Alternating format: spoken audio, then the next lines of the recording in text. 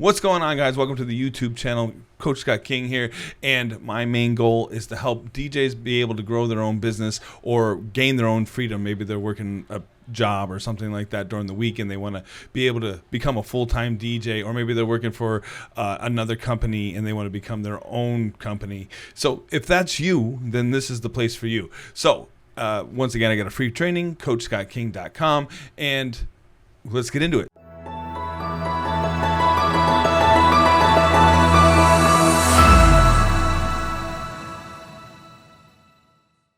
What is going on? Welcome to the video, and today I just wanted to talk a little bit about some of the things that I see on Facebook.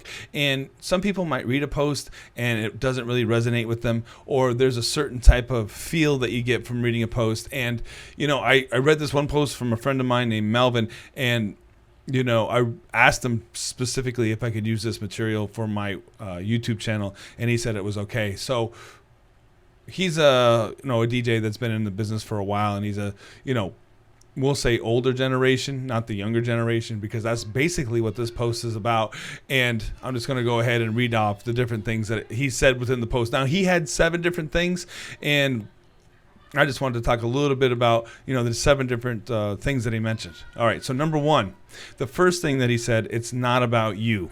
Now, let's go ahead and think about that. So if you're a young DJ and you're getting into the game and you're just striving to go ahead and get those gigs and become the center of attention so that you can take control of a room, basically, it's not always about you. It's about the experience that the people have while listening to you. And it's kind of comes from a place. Now, if I talked to Melvin, I would bet he would say he's a humble guy, because, that goes along with the saying that you're only as good as your last show. And remember, no matter how good you are, it can be taken away in a moment's notice. So also, when you say it's not about you, it's kind of like confident versus cocky, right? Let's go ahead. Like, these are the different things you learn from NLP and hypnosis class, right? So what's the difference between confident and cocky? So when you're DJing in a room, at that moment, you have to be confident enough to be able to do the job and be better than anyone at that moment to be able to do the job inside of a room. And that's how a DJ is able to take over a room. Now, when it starts to become cocky, is that when you say you're the only one that can do it.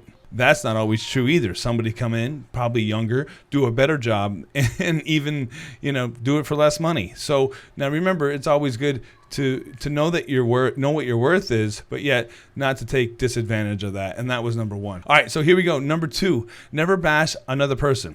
You never know if that DJ is just having an off night, due to personal issues at home. So basically, this is the empathy, right? So what is going on in the other person's head? Maybe they're having an off night, and yet it goes back to comparison, right? And when I was in Atlantic City, this happened constantly, and I had to even catch myself, right? So when you're in a room and somebody's DJing and maybe they're not playing something that you like, or you would say something like, oh, there's a bunch of DJs in this room. Why don't you play to that crowd? Something like that. Or I wouldn't have played R&B. There's a bunch of guys in here. So what is that really? Like, you're comparing yourself to that other person or putting the other person down, right? So at the same point, when you do comparisons, it becomes toxic. And let me explain. So if you compare yourself to somebody else, you will either think that you're better than they are, or you will think that you're worse than they are. So if you're better than that other person, that will lead to an inflated ego. And it comes along the lines of, oh, I would do a better job if I was up there. Or if you compared yourself to somebody, do you really want to admit that you don't think you're as good as the other guy, right? So you would be more prone to be depressed, right? So, oh man, I'll never be that good. So again, let's not worry about comparisons. Let's worry more about like, oh, if that person can do it, then I can do it. And it's called model and modifying, right? So nobody was ever a professional when they first started. They all had their influences from whoever they listened to as they were growing up, or who the trainings they took from, and what other things in life they had to go to be as good as they are. So keep that in mind too. So that was number 2, never bash another person. You want to be at least respectful to anybody you come in contact with, or even if you're in a room listening to somebody else. Another one, number 3, be approachable, but never become anyone's personal jukebox. Your job as a DJ is to entertain everyone, not just one person, even if that person is the owner or manager. Ask them to please let you entertain their clients to create sales. All right, so this is more along the lines if you're a club DJ. You want to be approachable, yet you still have a job to do. So let's go ahead and think about this for a second, right? So there's a lot of dynamics that come into play when you're a club DJ, right? So you want to be able to keep the crowd entertained, and you don't want to indulge on one type of music for too long. Like you want to have an ebb and flow to the room so that you can rotate people that like a certain type of music to the dance floor. This, for instance, let's say you were saying 128, house or something like that. So it's 128 house top 40 mashups.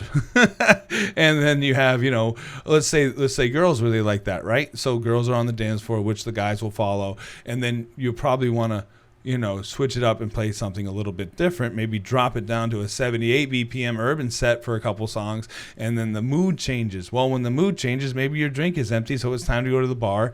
And then there you have it. So you're in the middle of changing in controlling a room. And then it's all live and learn as you go through anyway. So you could be DJing a club and,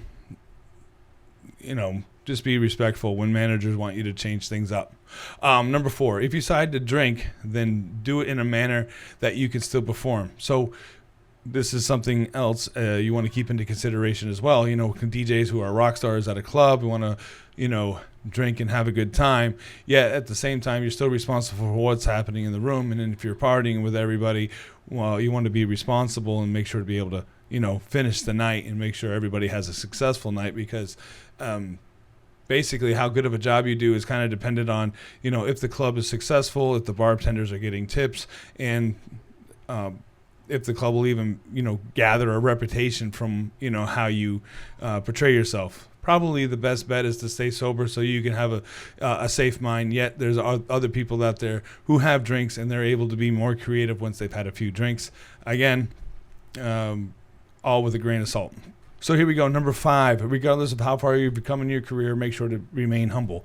And again, if we went back to number 1, it's not always about you. The goal of being humble is so that you respect the fact that you're able to be in the spot that you're at. So just remember, when somebody comes up to you, do your best to be as polite as you can. Yet it does become a little bit of a challenge when you have, people shoving phones in your faces and telling you what to play. Normally, I just hire somebody to, talk to those people for me. So because you're focused on what you're playing, right? All right, so number 6, no matter how good you are, there's always going to be someone better. So just remember, cherish every moment that you have, because the world is always changing and that moment could be lost in time forever. So enjoy it while you have it. So number 7, make sure to network with your fellow DJs. There is a lot of work out there, and you want to make sure that you're able to find the people that complement your style. So Melvin, once again, thanks for posting this. I'm glad you allowed me to elaborate a little bit on it. So I'll make sure to tag you when I post it over to Facebook. And you guys, if you want to join my Facebook group, you make sure to do that. You can find the link on www.coachscottking.com. Wishing you guys the best, and I'll catch you on the next video. Thanks.